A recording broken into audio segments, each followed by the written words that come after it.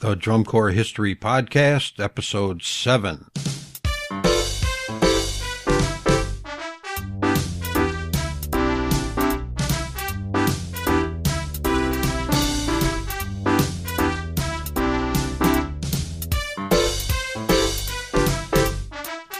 The Drum Corps History Podcast, a deeper look into Drum Corps history.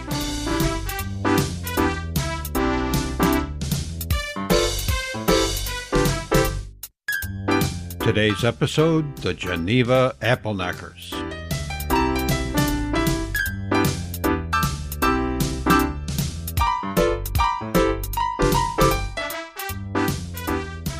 This podcast is produced and sponsored by Diceman-Radio.com.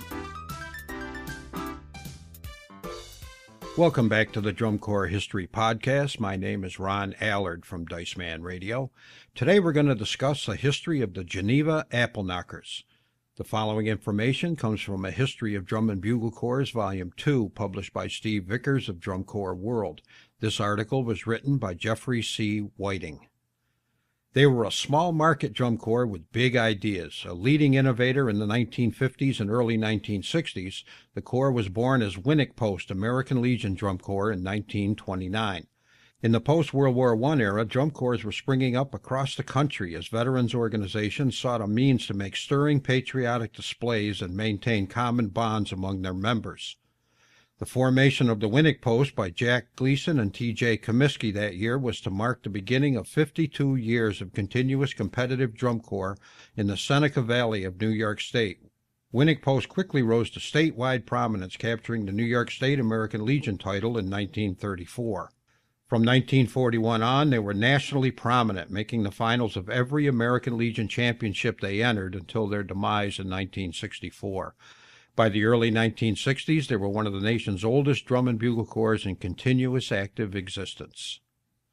They adopted the name Appleknockers sometime in the late 40s or early 50s. It was a nickname that was being applied to them by some of the big city corps.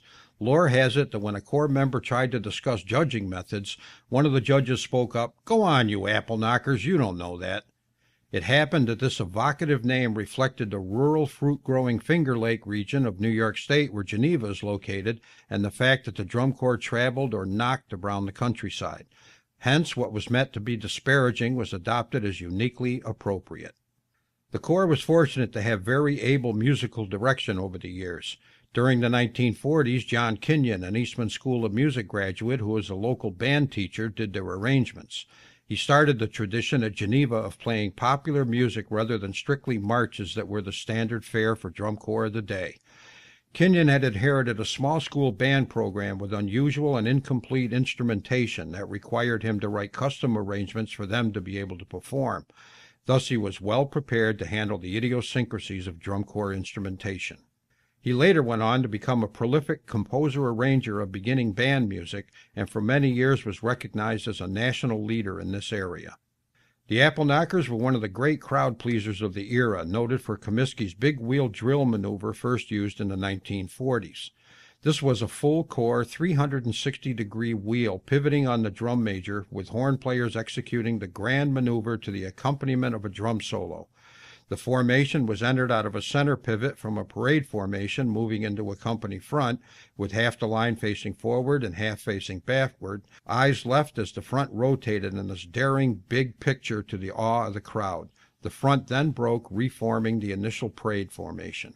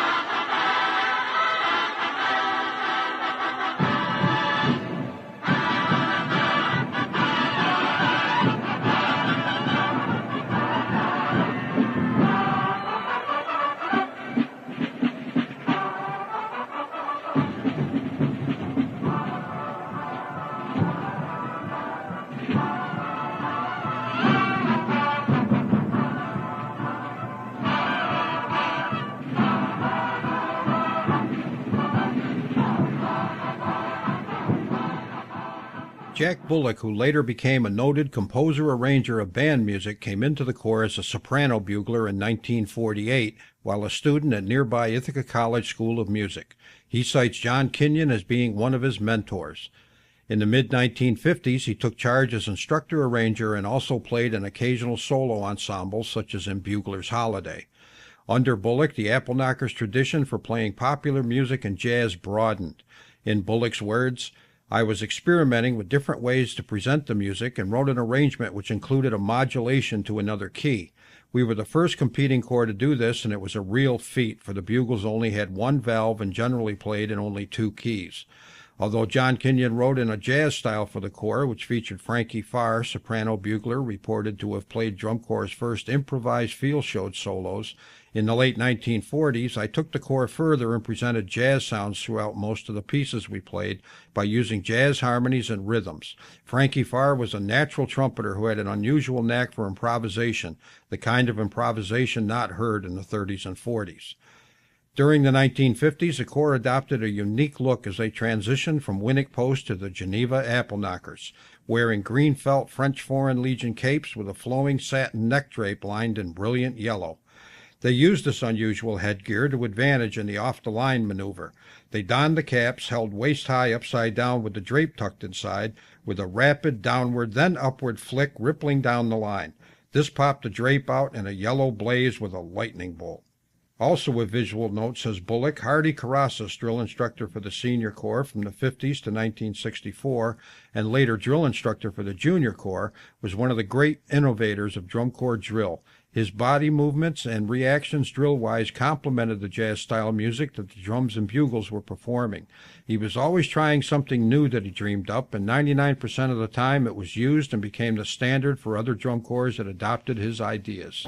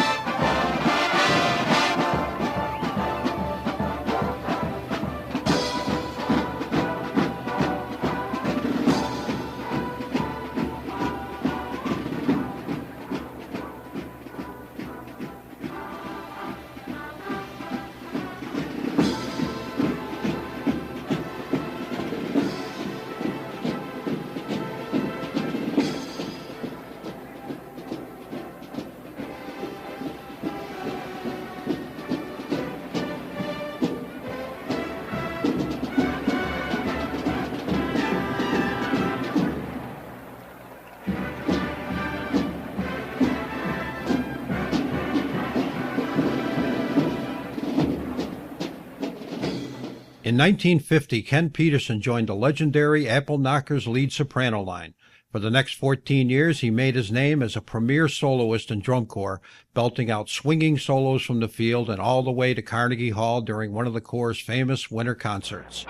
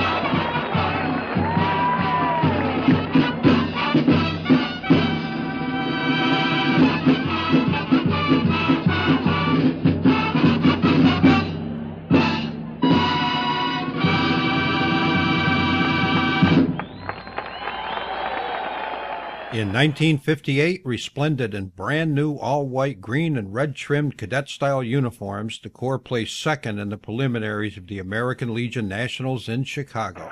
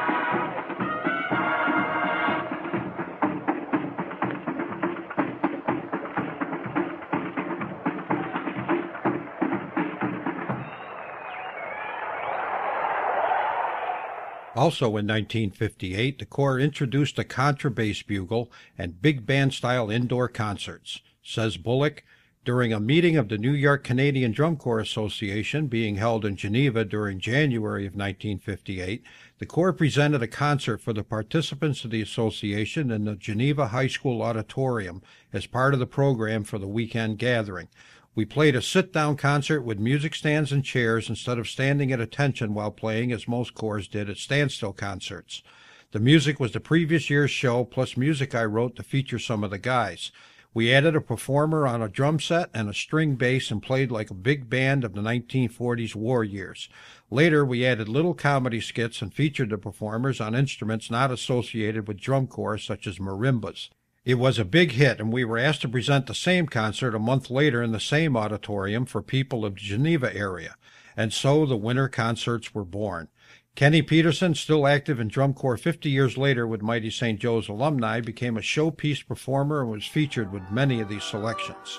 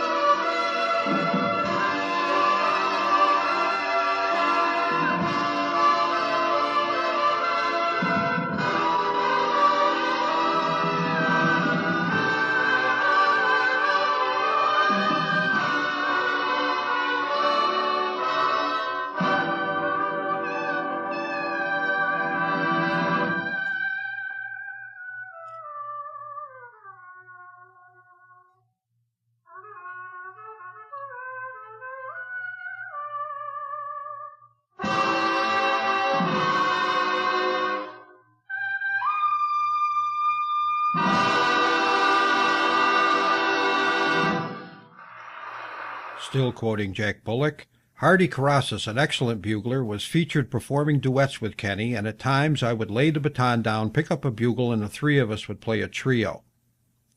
The contrabass was born during this time also. We needed a lower brass voice for the indoor concerts, and so Wally Royce Musical Instrument Company in Toronto produced two instruments which we used in the concerts. They were quite heavy and cumbersome and difficult to march with, although we did use them on the field for several years. The contra instrument was redesigned by Getson and became a standard part of the instrumentation for all corps. Percussion at Geneva never achieved the competitive success and notoriety bugling did, but the Corps did field lines with drummers of note.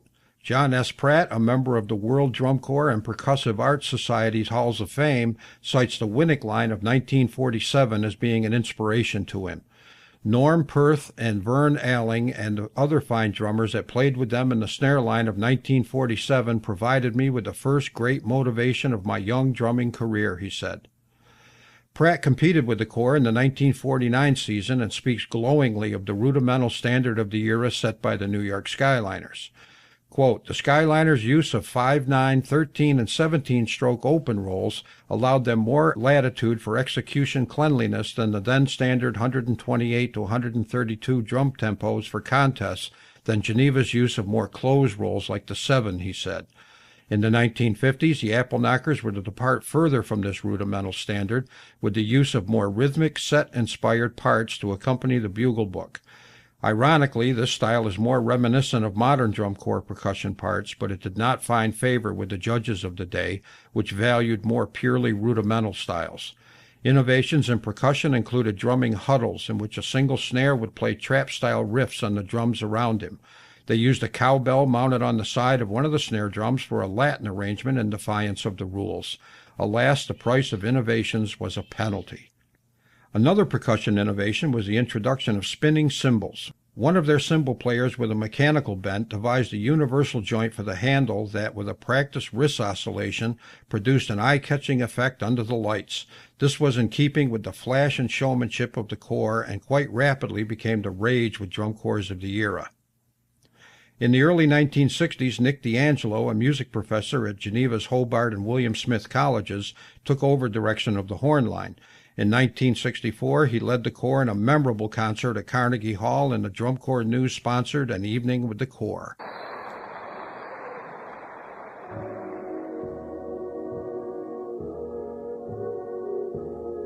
That's the Appleknocker theme song. I'll be with you in apple blossom time. We'd like to thank Ray some more for inviting us. You've been a wonderful audience. We hope we've given you some crazy rhythm, some melancholy rhapsody, and I'm sure we will see all of you on the competition field this season. Thanks again.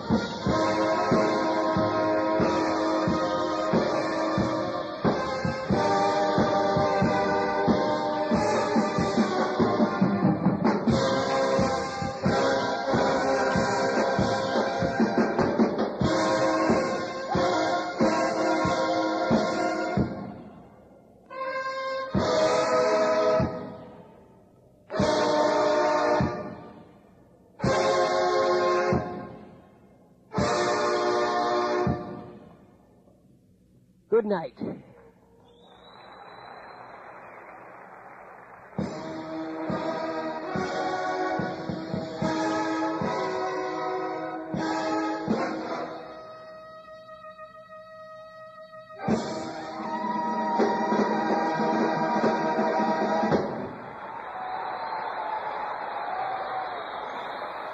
After the 1964 season, these crowd pleasers became history, due in part to changes in sponsorship by the American Legion nationally and regionally, which left the Corps unable to sustain itself.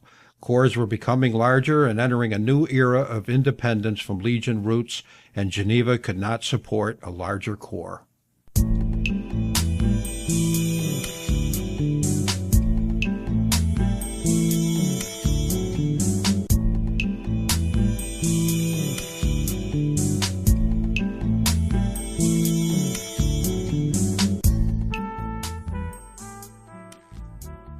But Drum Corps did not die in Geneva, it only shifted gears. The Senior Corps, at the suggestion of board member Bascom, started a Junior Corps in the fall of 1962 to groom future members. The new Corps had experienced direction with former members Kenny Peterson as director, Dave Baruti as business manager, Thomas Hesney as bugle instructor-arranger, Carrasas as drill instructor, and Bascom as drum instructor.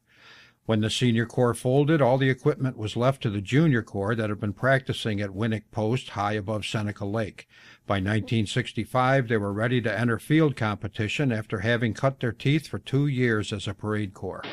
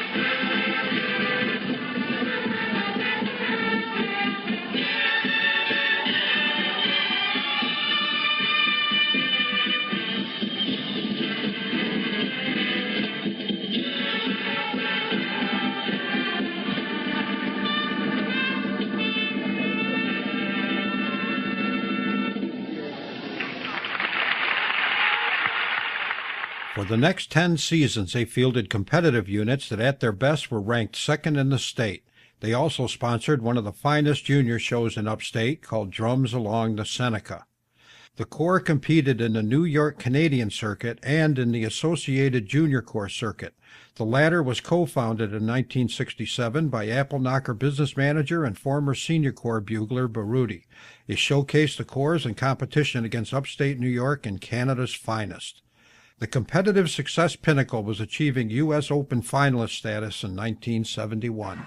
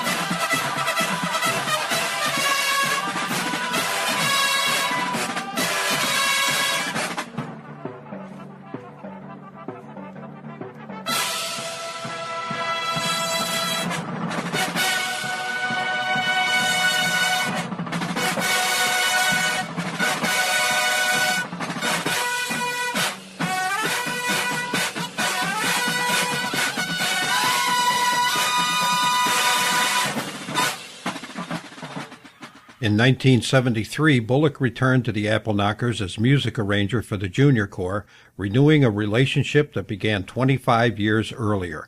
He challenged the Corps with Procession of the Nobles and Overture to Carmen, among others.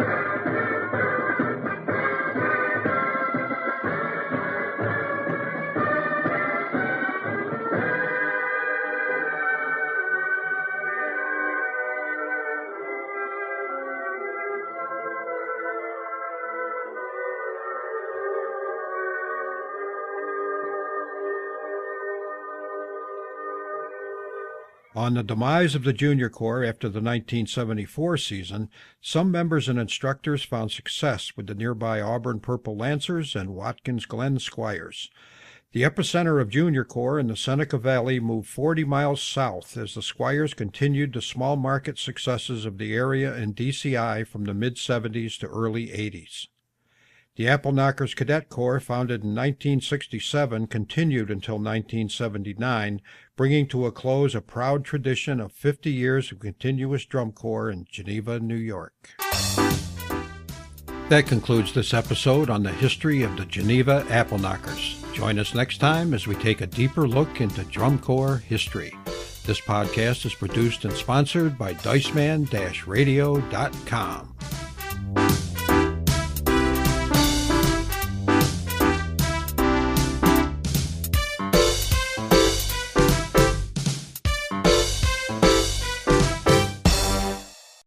The Drum Corps History Podcast, Episode 8.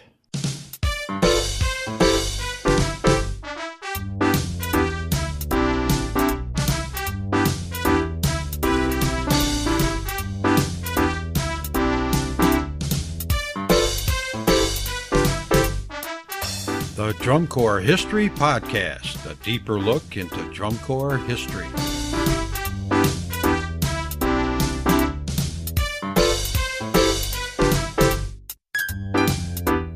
Today's episode, the St. Vincent's Cadets.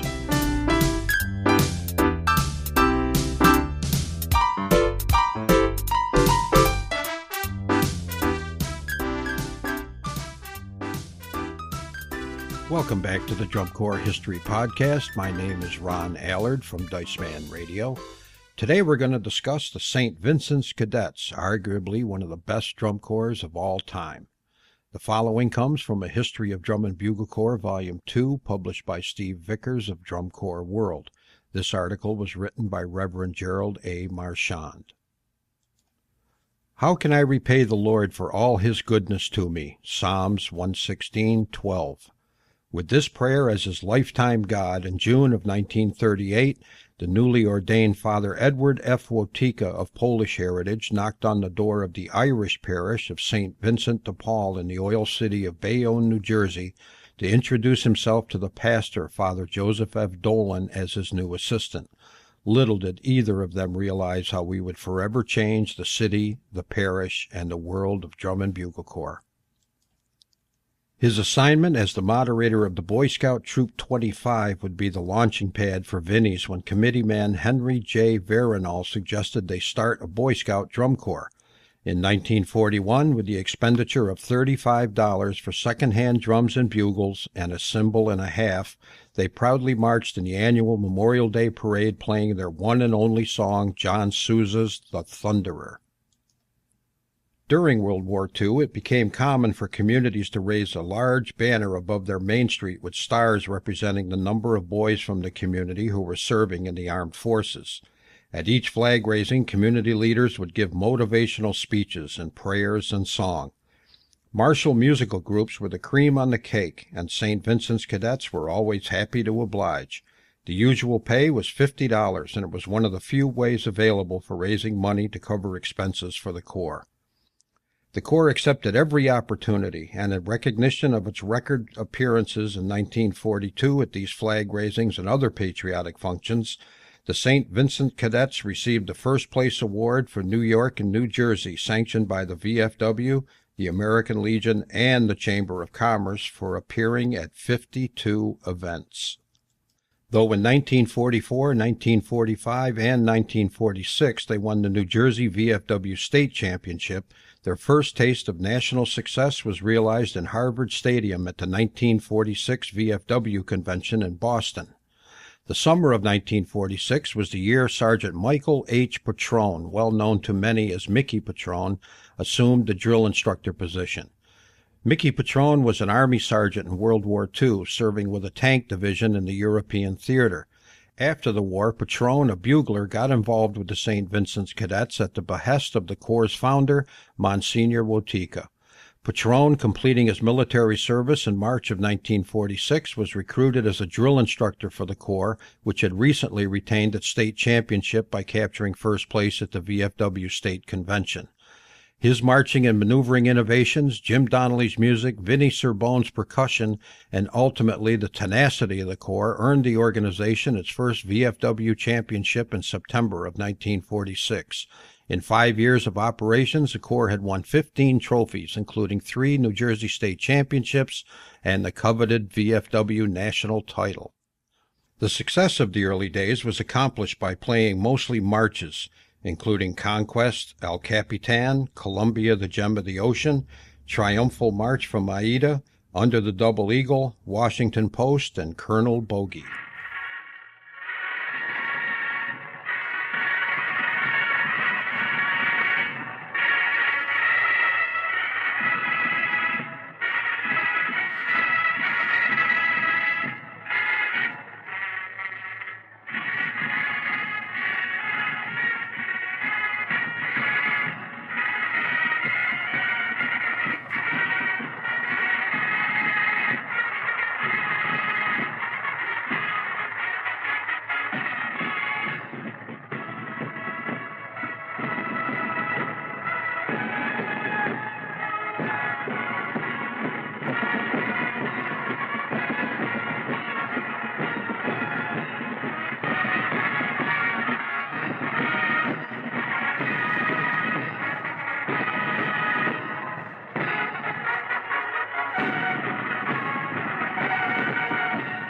At the time, Scotty Chappell of the Princemen and Patrone and Donnelly of St. Vincent's were revolutionizing drum corps music and marching.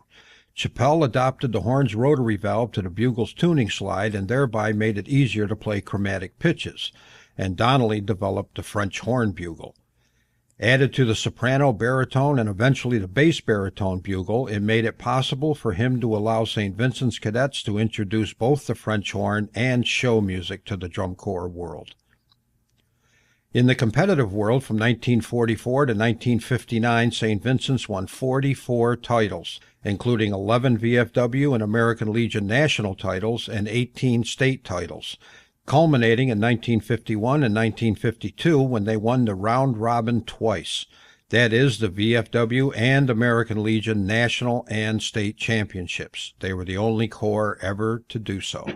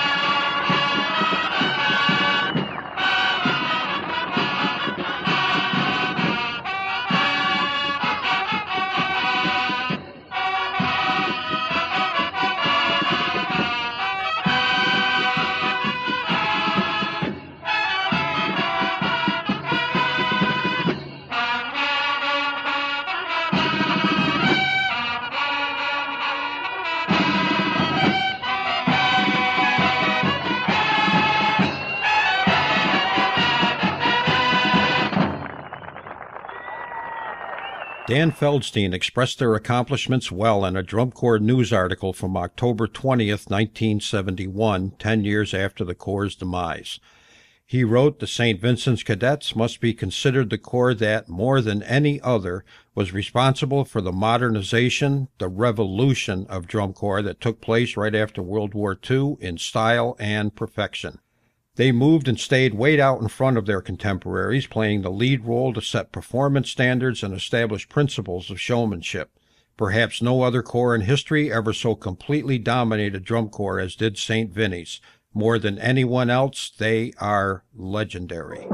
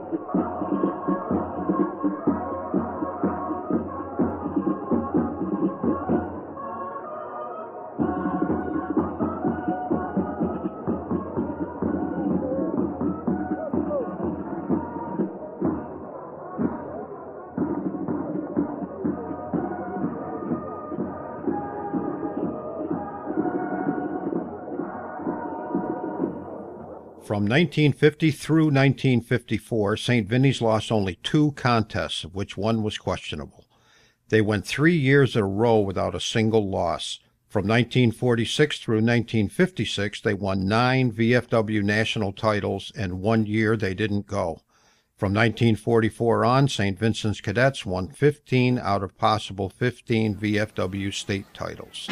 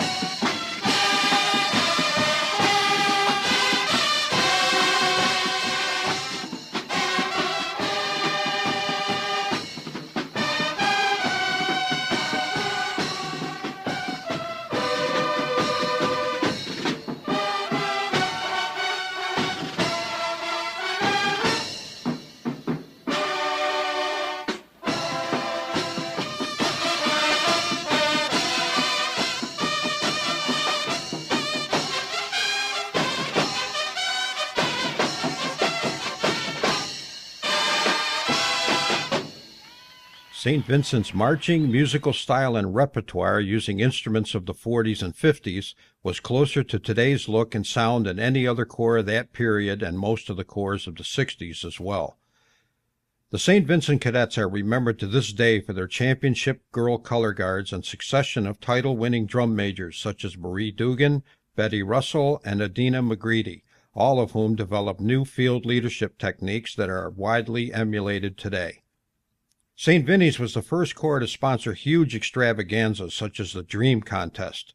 In training methods and organizational structure, as well as techniques of financing, they achieved a degree of efficiency and sophistication not only totally unknown at the time, but which other corps were unable to imitate. The famous Father Wotika and Mickey Petrone teamed up as architects and engineers of this all-time great. This observer regards the St. Vincent Cadets of New Jersey as, without a shadow of a doubt, the very greatest junior drum corps in our entire history. In terms of competitive achievement, their record in other aspects, and in their contributions to present-day drum corps, they have to be the finest. There is no other.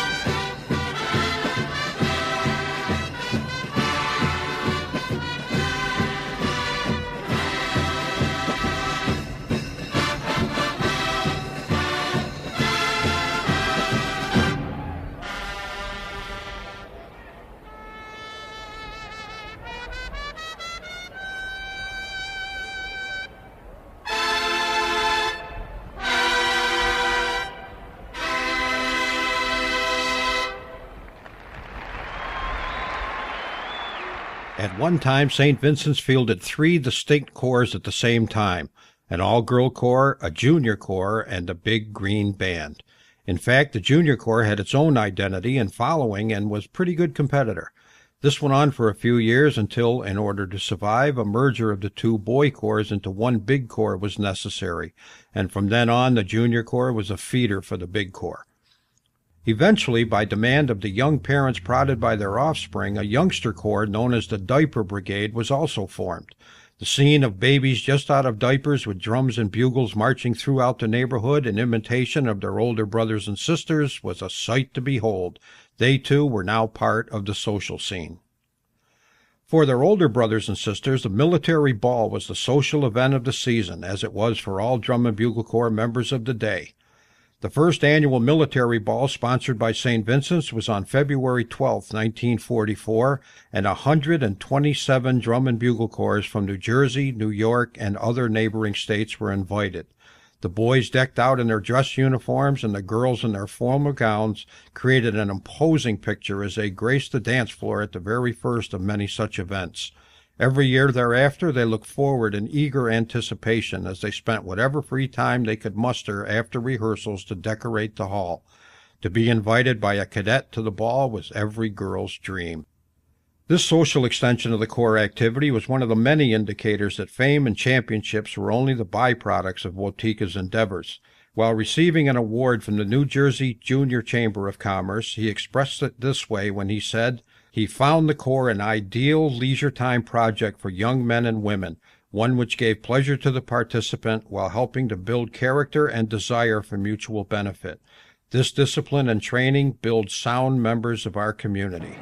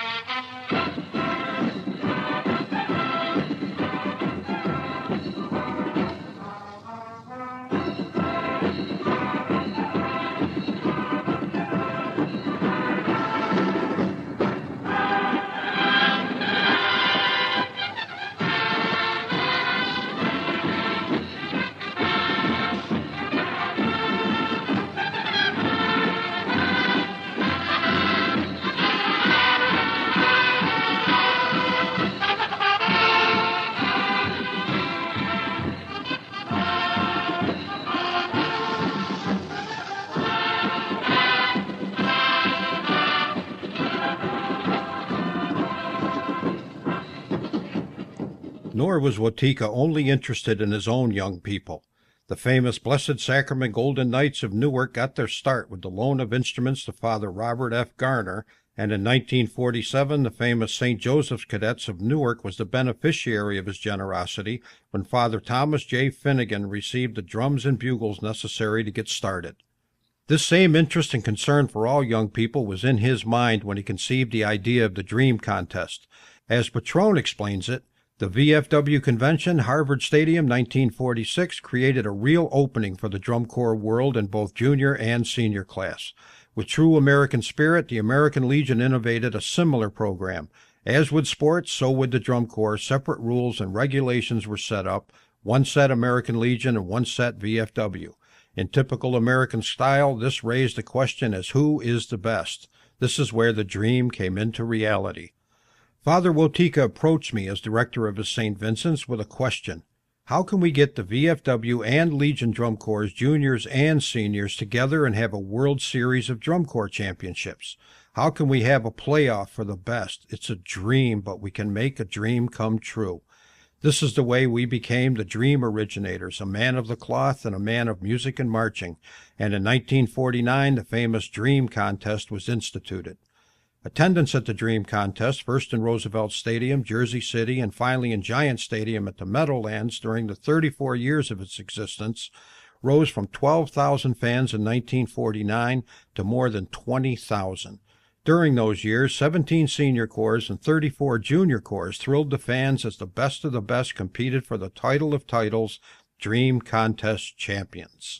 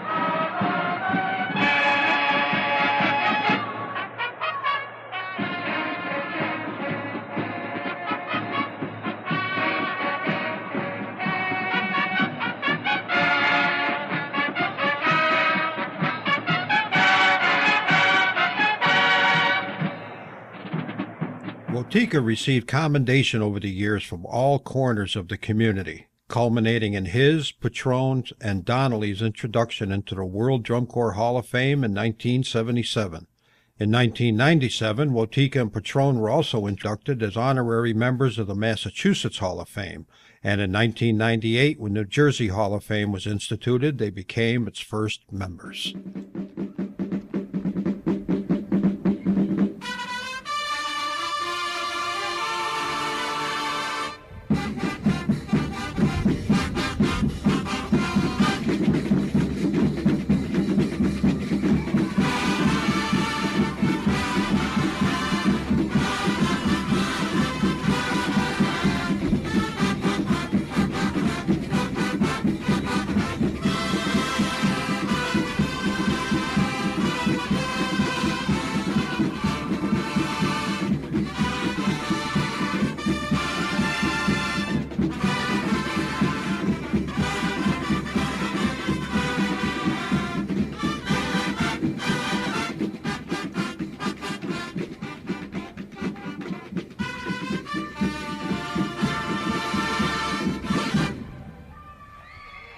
In 1982, St. Vincent's Cadets became the first junior corps inducted into the World Drum Corps Hall of Fame as the Junior Corps of the 50s.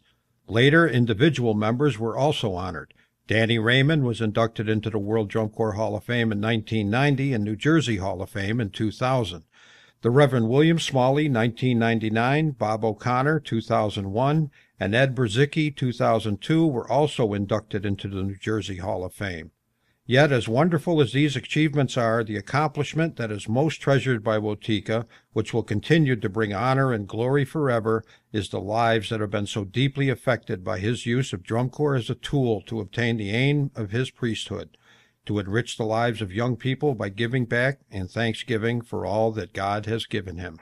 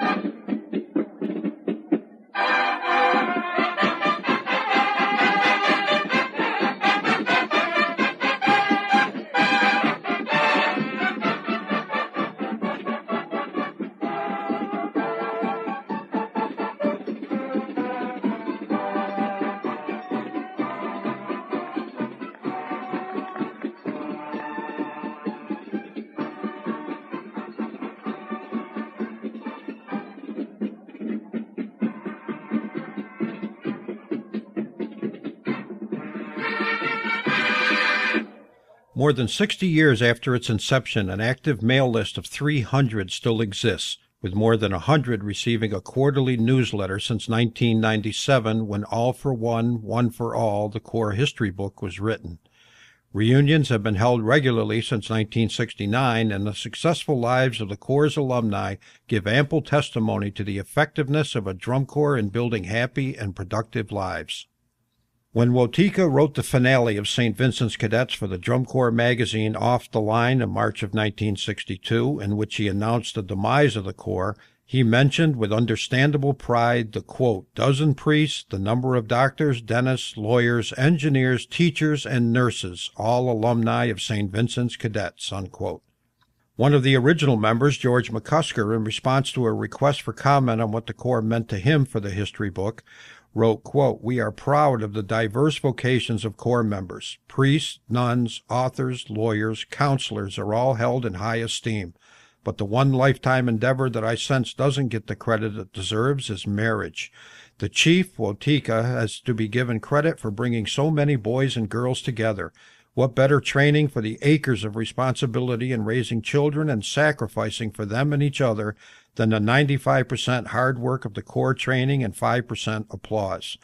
The vast majority of Corps members' marriages have been reflective of not only family values, but the discipline and hard work required in the Corps.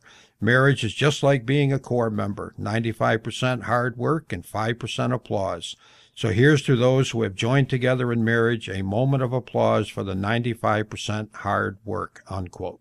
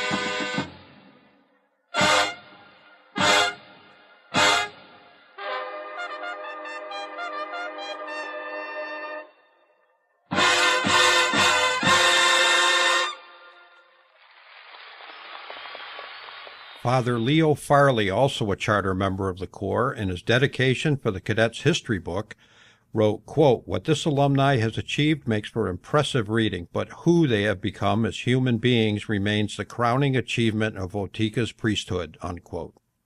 The Drum Corps world can rightly be proud of what corps like the St. Vincent's Cadets have accomplished and continue to accomplish for the youth of America.